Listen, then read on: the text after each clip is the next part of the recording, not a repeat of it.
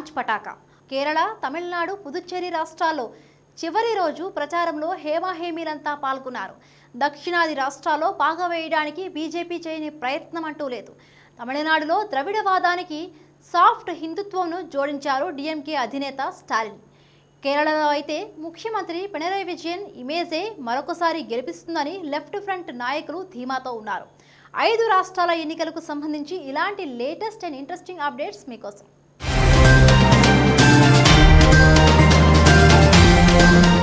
తమిళనాడులో డీఎంకే అధినేత స్టాలిన్ ప్రజలకు దగ్గర కావడానికి తెలివిగా పావులు కదుపుతున్నారు. తమిళ పాలిటిక్స్లోకి బీజేపీ ఎంట్రీ ఇవ్వడంతో అందుకు కౌంటర్గా మెజారిటీ హిందువులను ఆకట్టుకోవడానికి పక్కా ప్లాన్తో ముందుకెళ్తున్నారు. పాడుబడ్డ ఆలయాల మరమ్మతు అంశాన్ని ఎలక్షన్ మేనిఫెస్టోలో పెట్టారు. ఆ వివరాలేంటో మీరే చూడండి.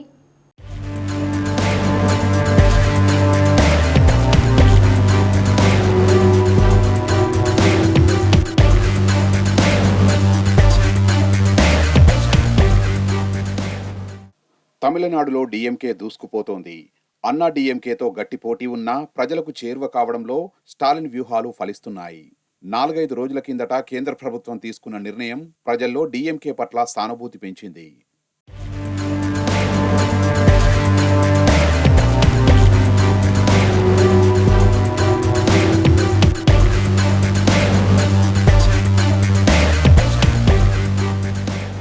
స్టాలిన్ అల్లుడి ఇంట్లో ఐటీ దాడులు జరిగాయి.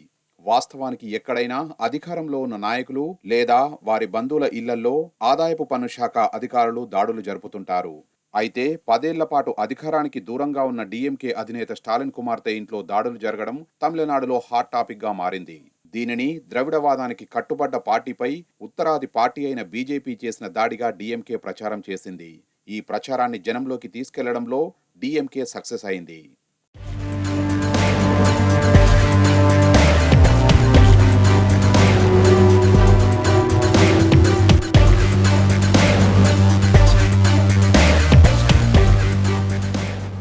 వాస్తవానికి తమిళనాడులో ఎప్పుడూ ద్రవిడ పార్టీలదే ప్రధాన పాత్ర. కాంగ్రెస్, బీజేపీ వంటి జాతీయ పార్టీలకు ఇక్కడ పెద్దగా చోటు లేదు. ఏదో ఒక ద్రవిడ పార్టీతో జట్టు కట్టి 4-5 సీట్లు తెచ్చుకోవడం మినహా సొంతంగా ఏ ఒక్క నియోజకవర్గం నుంచి కూడా గెలిచే సీన్ లేదు. జయలలిత బతుకున్నంత కాలం ఏ జాతీయ పార్టీతో పొత్తు పెట్టుకున్నా అన్నా డీఎంకేదే పైచేయిగా ఉండేది. అయితే జయలలిత చనిపోయిన తర్వాత రాజకీయ సమీకరణాలు మారిపోయాయి. అన్నా డీఎంకేపై బీజేపీ పైచేయి సాధించింది. నరేంద్ర మోడీ, అమిత్ షాలకు చెప్పకుండా అన్నా డీఎంకే తరపున ముఖ్యమంత్రిగా ఉన్న పళనిస్వామి అడుగు ముందుకు వేయలేని పరిస్థితి నెలకొంది. ప్రజలు కూడా ఈ విషయం గమనించారు. దీంతో జనం దృష్టిలో అన్నా డీఎంకే పలచన అయింది.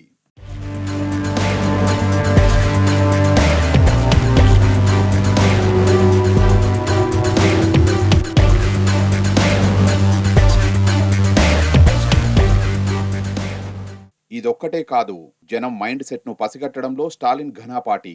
ద్రవిడవాదం ఒక్కటే ఓట్లు కురిపించదని డిసైడ్ అయ్యారు. దీంతో మెజార్టీ హిందువుల్ని ఆకట్టుకోవడానికి కొత్త పంథాలో వెళ్లాలని నిర్ణయించుకున్నారు.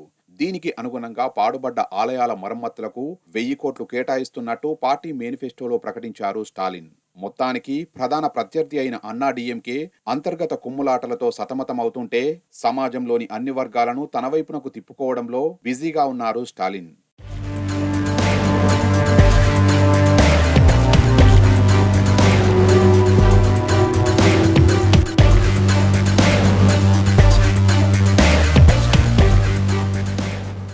కేరళలో ఎప్పుడు ఎల్డీఎఫ్, యూడీఎఫ్ కూటముల మధ్యనే పోరు నడుస్తూ ఉంటుంది.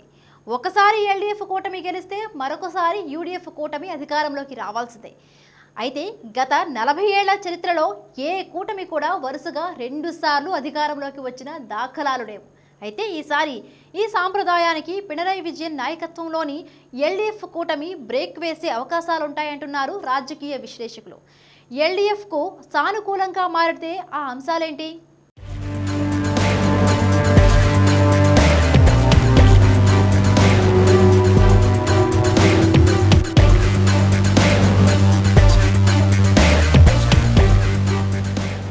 ఐదేళ్ల పదవీ కాలంలో ప్రజల్ని ఆకట్టుకోవడంలో ముఖ్యమంత్రి పినరయి విజయన్ విజయం సాధించారనే చెప్పవచ్చు. ఆయన హయాంలోనే రాష్ట్రంలో వరదలు వచ్చాయి. వరదల ఫలితంగా వందలాది మంది నిరాశ్రయులయ్యారు. అయితే బాధితుల్ని ఆదుకోవడంలో పినరై విజయన్ ప్రభుత్వం తీసుకున్న చర్యలు ప్రజల్ని ఆకట్టుకున్నాయి. రాష్ట్ర వ్యాప్తంగా హెల్పింగ్ సెంటర్లు పెట్టి బాధిత కుటుంబాలకు సాయం చేయడానికి ఎల్డీఎఫ్ ప్రభుత్వం చర్యలు చేపట్టింది.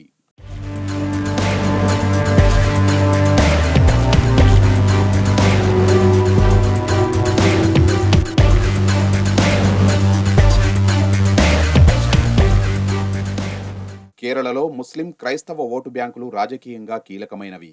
బీజేపీ నాయకత్వంలోని కేంద్ర ప్రభుత్వం తీసుకొచ్చిన పౌరసత్వ సవరణ చట్టాన్ని రాష్ట్రంలోని ముస్లింలు, క్రైస్తవులు తీవ్రంగా వ్యతిరేకించాయి. పినరై విజయన్ ప్రభుత్వం అయితే సీఏఏకు వ్యతిరేకంగా అసెంబ్లీలో ఏకంగా తీర్మానం కూడా చేసింది. దీంతో రెండు అతిపెద్ద మైనారిటీ వర్గాలు ఎల్డీఎఫ్ కు అండగా నిలిచే అవకాశాలు కనిపిస్తున్నాయి. కొన్ని నెలల కిందట పినరై విజయన్ కు గోల్డ్ స్కామ్ తో సంబంధాలున్నాయని కేంద్ర ప్రభుత్వ దర్యాప్తు సంస్థలు పేర్కొన్నాయి. బీజేపీ దీనికి విపరీతమైన ప్రచారం కల్పించింది. అయితే ప్రజలు దీనిని పెద్దగా పట్టించుకోలేదు.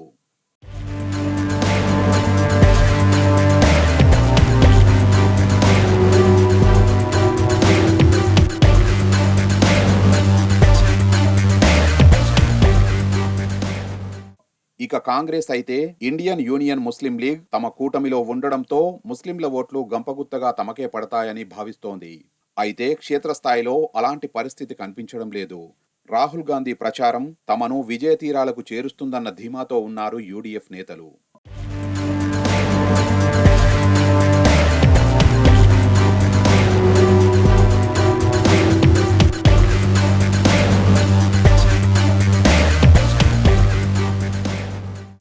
కేరళపై బీజేపీకి పెద్దగా భ్రమలు లేవు.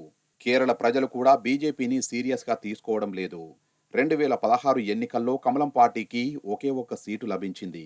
శబరిమల, సీఏఏ అంశాలతో ఈసారి సంప్రదాయ హిందువులకు తమ పార్టీ చేరువ అవుతుందని, ఫలితంగా పరువు నిలుపుకునే స్థాయిలో సీట్లు లభిస్తాయని కమలనాథులు భావిస్తున్నారు.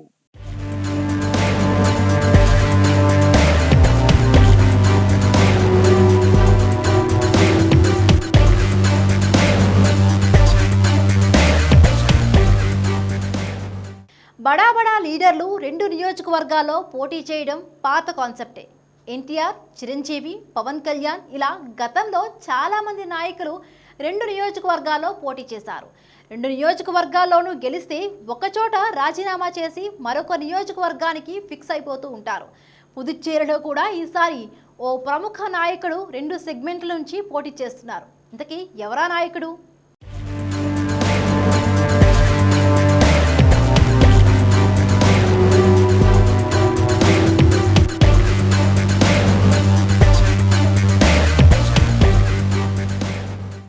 ఎన్ రంగస్వామి పుదుచ్చేరిలో ప్రముఖ రాజకీయ నాయకుడు.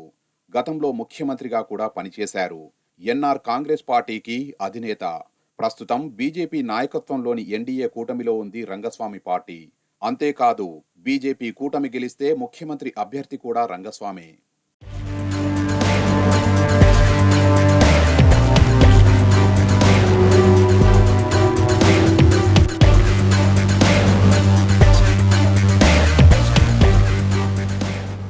ఈ ఎన్నికల్లో రంగస్వామి రెండు నియోజకవర్గాల నుంచి పోటీ చేస్తున్నారు. ఇందులో ఒకటి తట్టాం చావిడా కాగా రెండోది ఆంధ్రప్రదేశ్లోని కాకినాడకు దగ్గరలోని యానాం.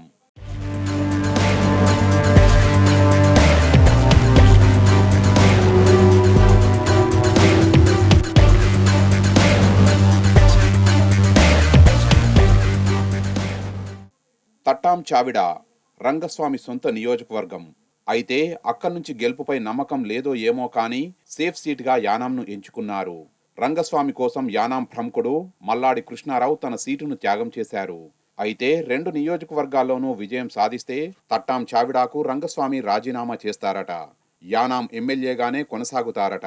అయితే ఎటు రాజీనామా చేస్తానన్నాడు కదా అని తట్టాం చావిడా ఓటర్లు ఓడగొట్టే ప్రమాదం కూడా లేకపోలేదు.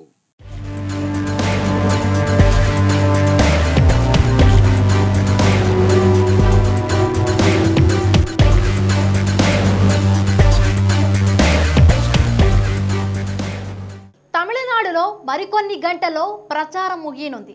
ఉన్నట్టుండి ఓ ప్రముఖ సినీ నటి మరొక ప్రముఖ నటుడి కుమార్తె కోయంబత్తూర్ రోడ్లపైకి వచ్చారు. డాన్స్ చేశారు, జనాన్ని ఆనందింపచేశారు. ఇంతకీ ఎవరు వాళ్ళు?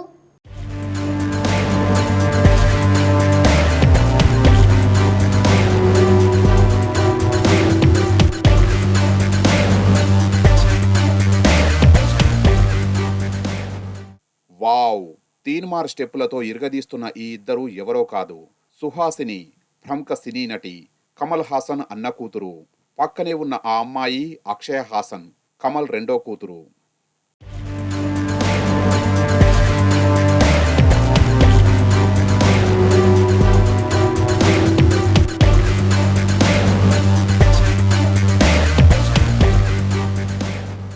మక్కల్నీది మయ్యం పార్టీ అధినేత కమల్ హాసన్ నాయకత్వంలోని మూడో కూటమి తమిళనాడు ఎన్నికల్లో పోటీ చేస్తున్న సంగతి తెలిసిందే. కమల్ అయితే కోయంబత్తూరు సౌత్ నియోజకవర్గం నుంచి బరిలో ఉన్నారు. కమల్కు మద్దతుగా ఆయన కుటుంబం కూడా ప్రచారంలో పాల్గొంది.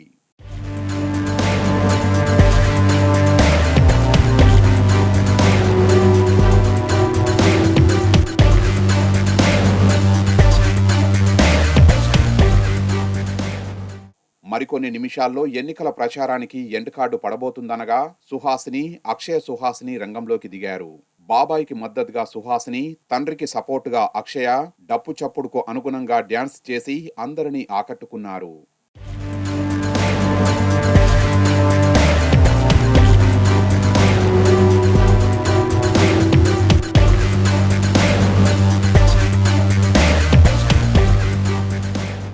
ఇది ఇవాల్టి పాంచ్ పటాక. మరిన్ని ముఖ్యమైన ఆసక్తికరమైన కథనాలతో మరొక ఎపిసోడ్లో మళ్ళీ కలుద్దాం. చూస్తూనే ఉండండి T-Line 24.